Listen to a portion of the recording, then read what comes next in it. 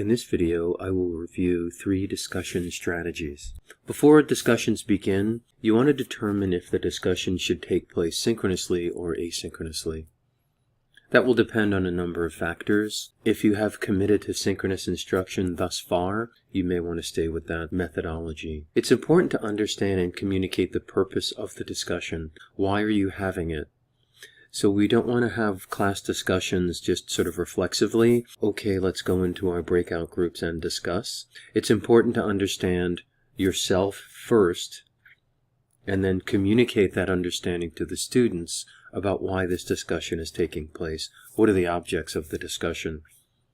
It's important to help students prepare for the discussion and to determine the size of the discussion groups. In our current situation, it's somewhat more difficult to plan discussion groups in advance of the class meeting because of the number of variabilities we're all facing. I have some discussion assumptions I'm going to share, and this conversation is based on these 4 ideas. Discussions are different from arguments in the sense that, in general, in class, we don't have discussions because someone is right or wrong, or to identify who those people are in terms of their rightness or wrongness. So in that sense, discussions don't have winners, the way arguments might. Discussions are designed to create common understandings or vocabularies around concepts, theories, readings, some kind of media that students are asked to interact with. Discussions require preparation. So we can't assume that just everybody knows what a class discussion is, everybody knows what to do, and everybody knows what the expectations are.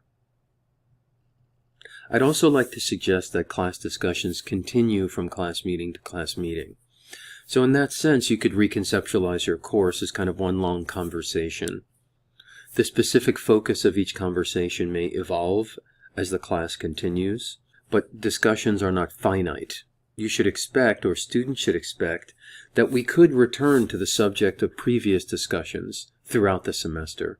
That gives class discussions relevance and meaning. It's important to establish a common understanding about discussions. So students should be able to ask themselves these questions. How can I prepare for this discussion? What is the purpose of this discussion? How will we know this discussion is successful? What is my role in this discussion?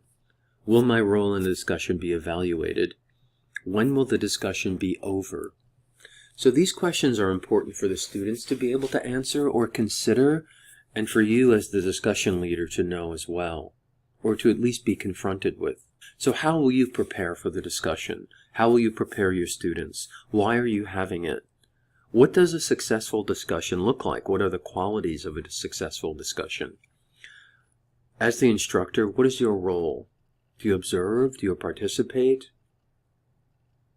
Will your role in the discussion be evaluated? So that means, will the discussion become an object of analysis? When is the discussion over? At what point has everything been said that needs to be said in this particular conversation? And how will you know? How will that decision be made? Is it your decision as the instructor? Will you poll the students? Will the students decide? I'd like to propose a structure for discussion. These 3 steps, or phases: respond, discuss, and reflect. We can think of the respond phase as student preparation. Students prepare for a discussion by responding to some kind of provocation. That means they have a reading or a problem set or some kind of media content or an activity. They do this before they discuss. So students need a kind of common experience to ground the discussion. I'd like to share 3 kinds of responses, and these are double entry journals, 3-2-1, and SPT. Students reflect then upon their presence in the discussion. Were they supportive of the goals of the discussion? In the next discussion, what will they continue to do? In the next discussion, what will they do differently? So this is the basic structure of a discussion. Here is an example of a double-entry journal for Walden by Henry David Thoreau. Double entry, you can see, has 2 columns, quotations and reflections. So students are given some kind of content. It could be a reading, it could be a problem, it could be a video clip, a documentary film, a chapter from a text. In the left column, they write a quote, and in the right side, they reflect on it. So for example, to be awake is to be alive. They indicate where they found this quote. You can be as precise as you like. Tell us the page number and paragraph. And their reflection. I think you can go through your whole life asleep if you don't stop and think about what you're doing. It's important to make conscious choices, especially when you're my age. So reflections can be as complex as you like. And you can direct what those reflections should be. In this case, they're simple, open-ended personal reflections. But they could be parts of a chapter or a reading that they have questions about. Something that they're confused by, something they want to know more about.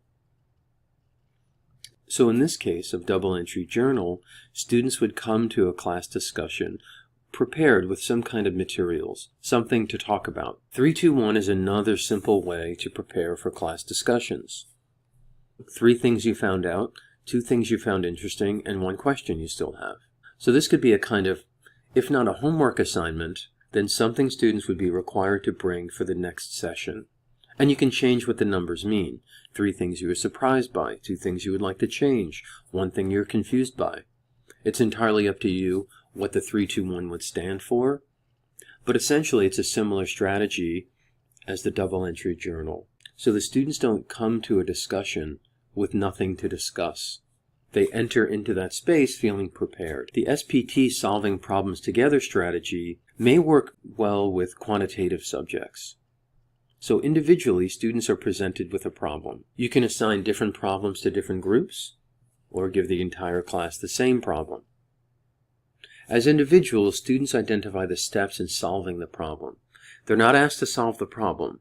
They will discuss the process of solving it. So what do you think about when you see this problem? What are some steps? So individually, the students would explain and justify each of these steps. The first thing I would do in solving this problem is this. Then I might do this. Then I will do that. You may want to give the students a specific number of steps they want to include. And it's best to start simply. What are 5 steps you would take to begin solving this problem? Then when the students are placed in discussion groups, they do what's called a turn and talk, right? Students in groups discuss their problem-solving process.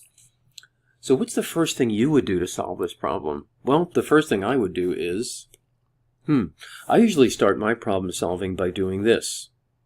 So in the solving problems together discussion strategy, it has some utility. Students talk metacognitively about what they think about when they're solving a problem. And they're sort of teaching each other their various problem-solving strategies. An important step in the discussion process is reflecting upon discussions. These questions I'm sharing here could be for you and for the students. But reflection upon discussion is essential. So you may ask the students to ask themselves. They could keep a journal of discussion. What role did I play in today's discussion? Would my classmates say that I made a meaningful contribution? Why or why not? The questions and contributions I wish I had shared are these. These barriers or obstacles prevented me from sharing my questions and or ideas. So that's a really important reflection question for you to understand as the person who's creating the context for discussion. And these barriers or obstacles could be technical. They could be they felt they weren't adequately prepared. They just didn't feel like talking that day. Today's discussion made me realize I don't understand the following. And I wish we had more time to discuss this. It's important also for you to validate the discussion. So you want to reflect upon the discussion with the class. What I noticed about today's discussion is, so you can extract themes from discussion. So if you have students in breakout groups and you visit those groups, you want to take note of things that you're noticing and share them with different groups. In this case, you're having a discussion about the discussion. You can talk about your goals for the next discussion. Next class when we discuss, I think we should, or I think I should. You can also reflect upon your goals for today's discussion And think about whether or not those goals were met for you as the instructor, and encourage the class to think in the same way. So we're framing the discussion as something that is not happening to the students, but it's something that they're creating with you. A strategy that I found helpful is acknowledging participation of people who have discussed, of those students who are active participants. You want to also make it a point to reach out to students who didn't participate and find out why. So we wouldn't do this publicly, just as we wouldn't acknowledge participation publicly, I don't think. But you'd want to make inquiries about, hey, I noticed you didn't participate in today's discussion. I'm just checking in to determine why that was. Were you uncomfortable with the questions? Were you having some technical difficulty? You also want to refer to previous discussions as the semester continues, so that the students understand the class as one long discussion, that discussions aren't discrete. We return to previous topics. We recall previous ideas that we wrestled with, or previous concepts that we agreed upon. If you have any questions, please feel free to email me at d'agostino@fordham.edu. Thanks very much.